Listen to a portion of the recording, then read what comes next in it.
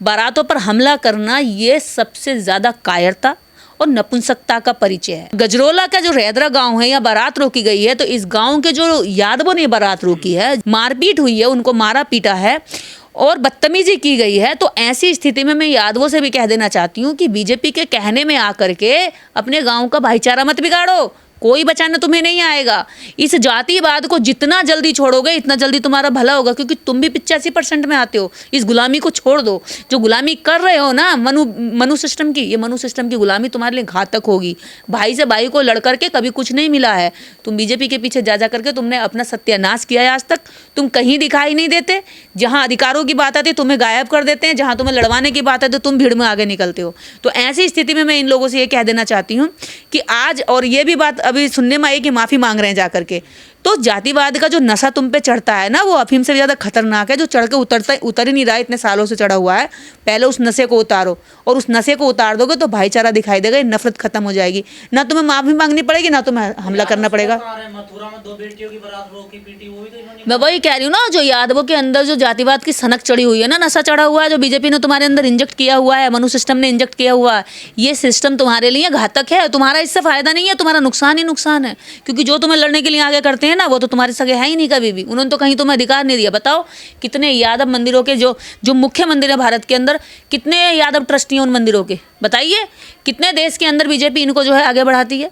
BJP ने इनके साथ क्या किया है आज तक। जब आपने देखा होगा बलिया में एक यादव का मकान बुलडोजर से ढहा दिया था, एक ब्राह्मण और यादव में जब हमला हुआ था, तो यादव का मकान ढाया गया था, बेकसूर होने के बावजूद भी। बार बार वो कह रहा परिवार कि मैं बेकसूर हूँ, और उसकी हत्या भी कर दी, उसका मर्डर भी हुआ, और उसके बाद उसका घर भी ढाया। तो ऐसी स्थिति में बताइए किसका साथ दिया उन्होंने, किसका साथ दिया? सवर्ण का साथ दिया ना। यादव तो फिर भी मारा गया ना, पीटा गया, घर भी टूटा गया।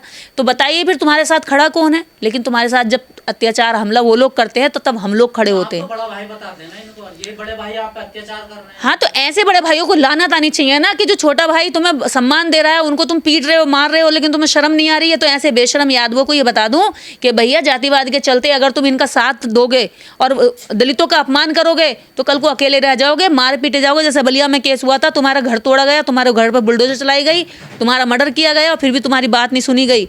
और जब एक ब्राह्मण मरा तो उसको जो है 1 करोड़ रुपया मुआवजा दिया गया। तुम मरते तो तुम्हें 1 लाख रुपए भी मुआवजा नहीं दिया था। सरकार है किसके साथ में? मनु सिस्टम है किसके साथ में?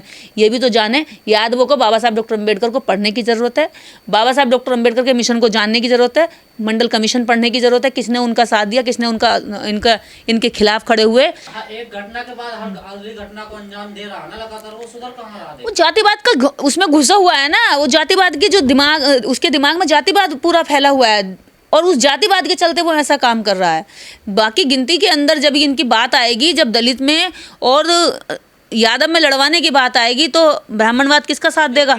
यादव का साथ देगा। लेकिन जब यादव वर्सेस ब्राह्मण होगा तो फिर सवर्ण किसका साथ देगा? ब्राह्मण का साथ देगा, यादव का साथ नहीं देगा। तो ये जो चेन सिस्टम है, ये जो लड़ाई का सिस्टम है, जो लड़वाने का सिस्टम है, जब तक ओबीसी के दिमाग में नहीं आएगा तब तक ओबीसी दलित को मारता रहेगा, और सवर्ण इसको भुना करके मौज करता रहेगा। हाथ में न दलित के कुछ लगने देगा, न ओबीसी के कुछ लगने वाला है। लेकिन यादव जाति खुद शूद्रों में आती है, ये ऐसा अत्याचार क्यों करते हैं जो एससी लोगों पर? तो ये यादव शूद्रों को एक बार मनुस्मृति पढ़ लेनी चाहिए कि इनकी जगह कहाँ है। ये पैरों में इनकी जगह है, और शूद्रों को हमेशा से सेवा करने का दायित्व निभाना पड़ता है। इनके पास कोई अधिकार नहीं थे, आज इन्हें सारे अधिकार मिले तो संविधान से मिले हैं।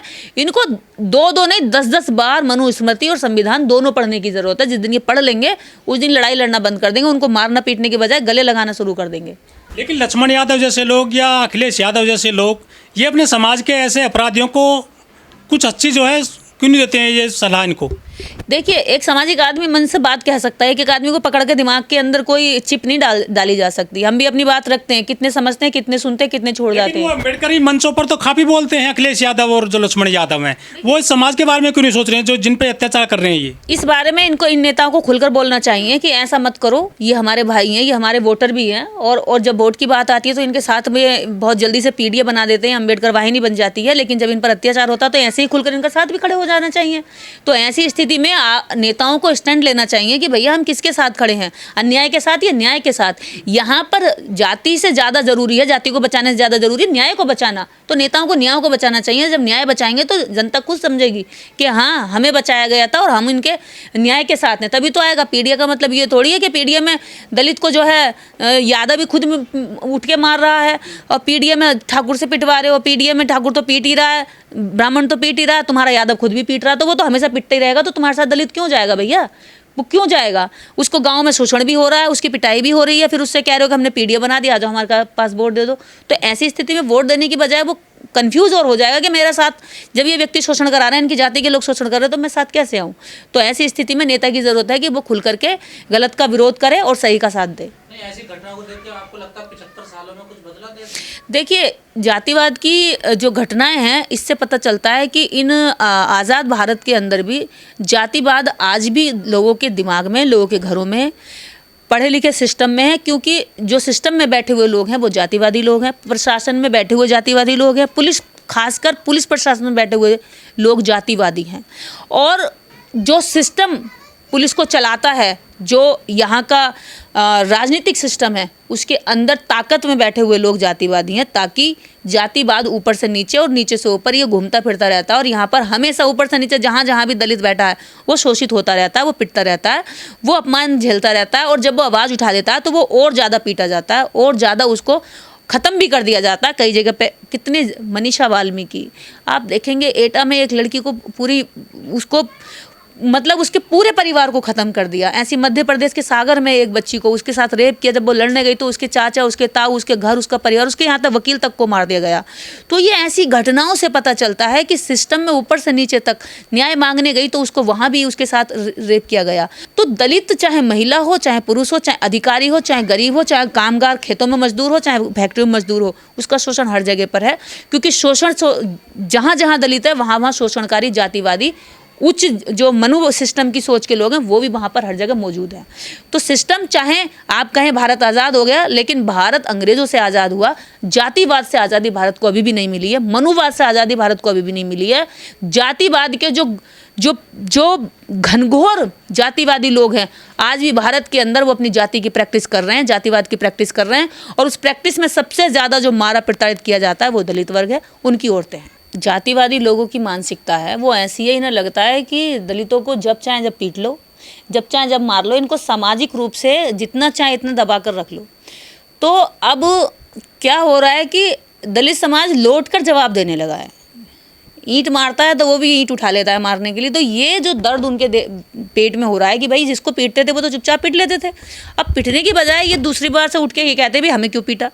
तो ये उनका दर्द है। बारातों पर हमला करना ये सबसे ज़्यादा कायरता और नपुंसकता का परिचय है। क्योंकि अगर ऐसा कर रहे हैं लोग तो इससे वो अपना इतनी सारी पब्लिक में, जो बारात में एक दो लोग तो होते नहीं भारत के अंदर, जब बारात जाती है तो 100, 200, 400 लोग होते, 400 लोगों पर हमला कर रहे हैं 2-2, 4-4 लोग मिलकर। तो ये बता रहे हैं कि अगर वो 400 लोग इन 2-4 परिवारों पर लिपट जाएं तो छोड़ देंगे जिंदा, लेकिन उसके बाद भी वो 200-400 लोग हिंसक नहीं होते हैं, वो शांति से रहते हैं। वो इनको मारने भागने की बजाय वो पुलिस के पास जाते हैं कि देखिए हमें प्रोटेक्शन दीजिए, हमें ये लोग मार रहे हैं। तो इससे पता चल सकता है कि दलित समाज कितना कानून में विश्वास रखता है। वो हमले में विश्वास नहीं रखता, वो हिंसा में विश्वास नहीं रखता।